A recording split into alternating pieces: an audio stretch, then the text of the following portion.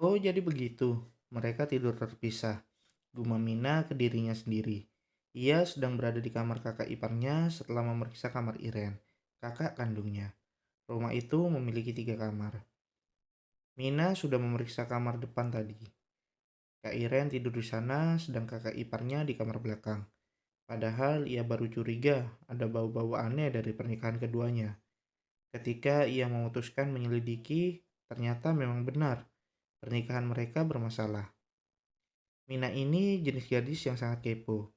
Kalau tidak, dia tidak akan pura-pura bertamu di apartemen mereka dan menyelidiki hubungan kakaknya dengan suami barunya. Bisa saja kan, kayak di film-film mereka nikah kontrak. Ini nggak bisa dibiarin. Ini sih namanya mereka sudah nipu orang tua. Apalagi Mina mulutnya ember. Kalau mendapati sesuatu yang salah, ia pasti akan segera melapor ke mamanya. Sebaiknya aku lapor ke mama sekarang, kata gadis itu lagi siap-siap keluar dari kamar itu. Lapor apa? Suara itu sontak mengagetkannya. Langkahnya terhenti, kemudian ia berbalik dan mendapati Foster, suami kakaknya, yang sedang berdiri bersandar di pintu toilet sambil bersedekap dada menatapnya dengan tatapan tajam. Hmm. Sejak pertama kali melihat pria itu pun, Mina sering sekali merasa dengan tatapannya yang begitu tajam, seolah ingin menghabisinya. Ya ampun, kenapa Kak Iren memilih suami seperti itu sih? Kaya sih kaya, tapi gak ada lembut-lembutnya sama sekali. Mina juga pernah mendapati kakak iparnya sering menatapnya dengan wajah Kak Foster, kakak gak ke kantor? Tanya Mina tersendat-sendat. Astaga, ia tetangga basah. Ia pikir Foster tidak ada di rumah. Soalnya tadi kan Iren bilang suaminya lagi di kantor. Jadi Mina berani saja datang dan masuk ke kamar itu dengan seenaknya. Gak taunya ada pria itu ternyata. Foster tidak menjawab. Sekarang ia melangkah perlahan mendekati Mina. Gadis itu menelan ludah. Ia merasa seperti seorang penjahat yang baru saja tertangkap basah. Aku tanya apa yang kau mau laporkan, kata pria itu lagi dengan nada suara rendah. Ia sudah berdiri di depan Mina. Jarak mereka sangat dekat sampai-sampai Mina bisa merasakan hembusan nafas sang kakak ipar. Aku, gadis itu memutar otaknya mencari alasan. Aku mau lapor ke mama kalau minggu depan teman-teman kuliahku mau datang ke rumah, katanya cepat. Tapi setelah itu, ia merutuki dirinya yang begitu bodoh. Alasannya terlalu kedengaran dibuat-buat, dan begitu kelihatan bohongnya. Habis sudah, ia pasti telah ketahuan. Foster di depannya mencibir. Kau pikir bisa membodohiku? Aku beri kesempatan 1 menit untukmu. Jelaskan dengan jujur, ucap pria itu dengan nada rendah yang terdengar begitu maskulin. Mina tertegun. Kakak iparnya ini begitu tampan dan matanya melotot lebar saat menyadari ternyata lelaki yang sedang berdiri di depannya sekarang tidak pakai baju, hanya handuk yang terlilit di pinggangnya. Matanya turun ke otot-otot perut Foster yang terlihat sangat suspek.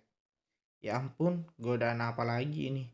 Biasanya ia hanya melihat badan opa-opa Koreanya di film-film. Namun sekarang dirinya malah melihat secara langsung perut sispek sang kakak ipar yang wajahnya 11-12 dengan opa-opa Korea. Tiba-tiba Mina merasa dirinya didorong dan ia terjatuh ke atas bersamaan dengan Foster yang kini Tangan kakak iparnya itu tidak diam saja. Mina merasa wajahnya geli akibat belayan Kak Foster. Kak Foster, gumamnya lirih. Posisi mereka begitu intens. Mina bahkan bisa merasakan benda keras milik Foster di perutnya. Jantungnya kian berdebar keras. Rasa takutnya bangkit, tapi rasa malunya jauh lebih besar. Kau masih tidak mau jujur? Ujar Foster terus membelai pipi Mina. Menatapnya dengan mata indah yang bisa membuat banyak wanita tergila-gila. Mina mengalihkan wajahnya menatap ke arah lain. Ia sungguh tidak sanggup menatap balik sang kakak ipar. Ia harus beralasan apa coba sekarang? Otaknya kosong. Tiba-tiba ia merasakan sesuatu menyentuh bagian gunung kembarnya, memijitnya pelan. Tentu saja Mina kaget dan menatap Foster. Ia menatap lelaki itu dengan mata lebar, seolah tidak percaya apa yang baru saja dilakukan kakak iparnya. Ini namanya. Mina bergerak gelisah, berusaha mendorong lelaki yang masih setia berada di atas nya. Tapi gerakan tangan Foster semakin membuatnya tidak berdaya. Ia tidak bisa menjelaskan seperti apa rasanya, tapi sentuhan itu sanggup membuat seluruh badannya terasa panas dingin. Kak Foster, lirik Mina pelan. Ia memang bukan tipe gadis polos yang tidak tahu apa itu. Dirinya pernah menonton film dengan teman-temannya. Meski begitu, ia tidak pernah sekalipun disentuh oleh satupun pria di bagian itu.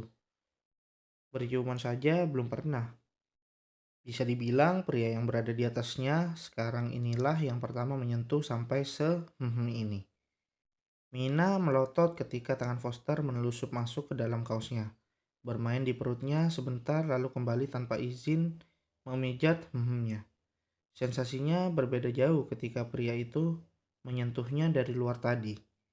Mina sampai bergetar karena rasa geli.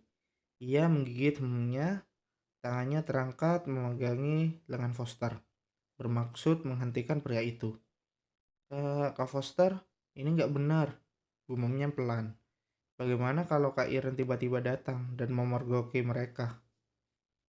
Shh, kakakmu itu jarang pulang, apalagi siang begini. Apa kau pernah disentuh oleh pria lain? Foster tidak peduli, malah bertanya. Tentu saja Mina menggeleng malu. Jadi kau masih Pertanyaan itu tampak membuat Mina kesal. Tentu saja ia masih walau matanya sudah tidak lagi. Tubuhnya bisa dipastikan belum dimasuki oleh siapapun. Foster di atasnya tersenyum senang. Sebenarnya sudah lama ia tertarik dengan Mina. Ia yakin gadis itu 99% adalah tipe ideal semua laki-laki seperti dirinya ini. Foster mengakuinya. Ia bahkan selalu membuat imajinasi-imajinasi liar saat melihat Mina. Bahkan sebelum dirinya melakukan pernikahan kontrak dengan kakak dari gadis itu. Itu sebabnya Mina yang muncul dengan tiba-tiba dalam kamarnya siang bolong begini, seolah-olah memberinya kesempatan emas untuk bermain-main dengan sang adik ipar, menakutinya sedikit. Foster memang begitu dingin dan arogan, wajahnya juga tampan, dan ia punya banyak kekayaan yang bisa menarik banyak wanita mendekat. Dengan kekuasaannya, ia bisa memiliki siapapun wanita yang dia inginkan. Seperti adik iparnya yang ini. Status mereka saja yang saudara ipar. Tapi Foster bisa menyentuhnya kalau dia mau. Lagi pula dia dan Iren tidak pernah berhubungan. Ia tidak ada perasaan sama sekali pada Iren. Mereka hanya sahabat. Iren menyukai lelaki lain. Foster hanya sebagai tamen. Mereka menikah hanya untuk menyatukan perusahaan keduanya supaya sama-sama saling menguntungkan. Selain itu, Foster ingin menghilangkan pandangan banyak orang yang menganggapnya sebagai karena tidak pernah terlihat pacaran. Karena itu, ia memutuskan menikahi Iren. Sayangnya, ia terlambat bertemu dengan Mina. Foster mengenal Mina setelah ia dan Iren melakukan perjanjian kerjasama kontrak itu. Ayah dan ibu Iren juga tahu kalau itu hanyalah pernikahan kontrak. Hanya Mina yang tidak tahu sama sekali.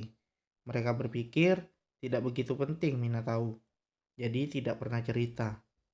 Kalau saja Foster mengenal Mina sebelum melakukan perjanjian nikah dengan Iren, pasti perempuan yang ia nikahi adalah Mina, adik Iren sendiri. Ia tahu semua tentang Mina sekarang. Ia juga tahu Mina tidak punya pacar. Foster akan berusaha membuat gadis itu tergila-gila padanya. Walau dia akan memulainya dengan cara yang gadis itu dengan sentuhan-sentuhan panas, seperti yang sedang ia lakukan sekarang.